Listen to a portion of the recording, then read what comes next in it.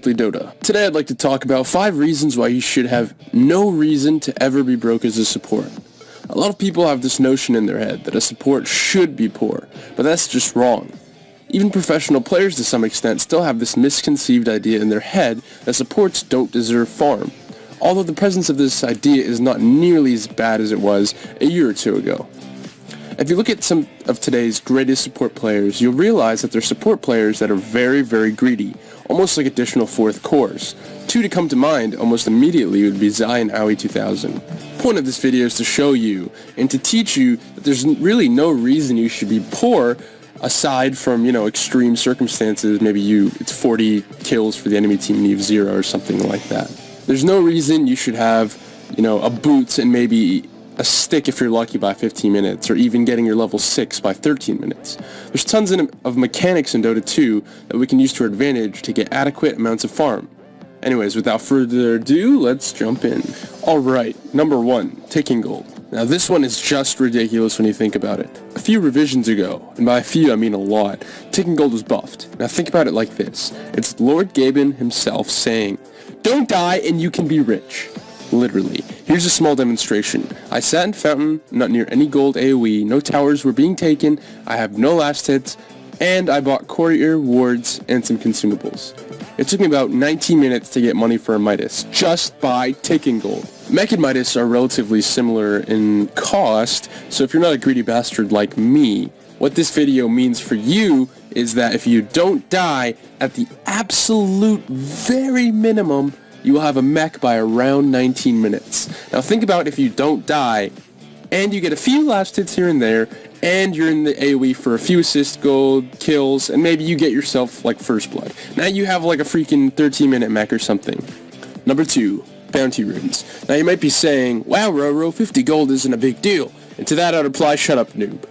Bounty runes are really, really good for supports. They give you an amount of gold that scales based on the time of the game, and experience that scales based on the time of the game. A few of these can really, really add up, especially in regards to experience. They can get you to that level 6 so much faster. Numero 3, which is French for number 3, advanced pulling. This is something I don't see used nearly enough. Double pulling, triple pulling, quadruple pulling, quintuple pulling, sextuple pulling, septuple pulling, tuple. Basically, this isn't pulling at all. It's literally farming the jungle as a support with creeps tanking for you.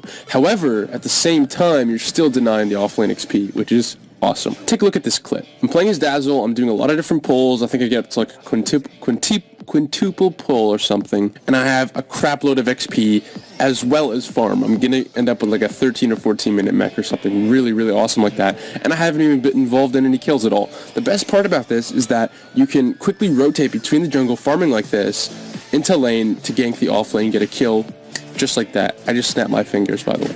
Unfortunately, this type of pulling and farming is kind of exclusive to the Radiant side, so that's a bummer, but you can still do it if you're on the Radiant side. Because I mean, someone somewhere is going to be on the Radiant side, right? Every single game at least. So if you don't know how to do chain pulling like this, check out the Simply Dota YouTube channel. I think it's one of the earlier videos we had. It's like there's a thumbnail on it that has a satyr and a bit like text under it that says how to triple pull as support. Anyways, this next one's really simple. Teleport scroll, TP scroll, whatever you want to call it. All right, it's 100 gold now. It was 35 before. What is that? It's like 28% cheaper than it was before. Alright, it's awesome, and to top it off, you don't even have to use them, right? I mean, you should, but what I'm saying is, if you want to get to a lane, you can just walk there. I see people just teleporting to lanes when there's no reason to. There's no creeps at your tower, so you're not even in range for XP. Just walk there, man. You're saving yourself 100 gold that way. This one's number 5, because the last one was number 4. I forgot to tell you guys, by the way. Anyways, this one is AoE. Want to know the secret to winning games as support? Alright, it's not kill stealing. It's not doing any of that. If you see a kill happening, you get into the 1300 AoE of it, so you get yourself experience and gold. I'm telling you right now, that is literally the secret to winning as support. Alright? This will make you absolutely filthy rich. Alright? Make sure you get into the 1300 AoE of a kill, because there's a syscroll that's spread amongst everyone which is within this AoE. Right? You get experience and gold too.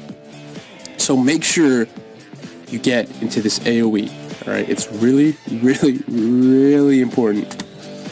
Anyways, that's 5 reasons why you should never find yourself broke as a support. Maybe I shouldn't say never, because someone will find themselves broke one point and then be like, hey, you said never. Bottom line is, unless you're in extremely dire circumstances, you should, if you follow these 5 tips, you should not be able to find yourself broke, alright? Like super poor. Hey everyone, it's Roro. Just wanted to say thank you for watching. Remember that Simply Dota covers tons of different topics.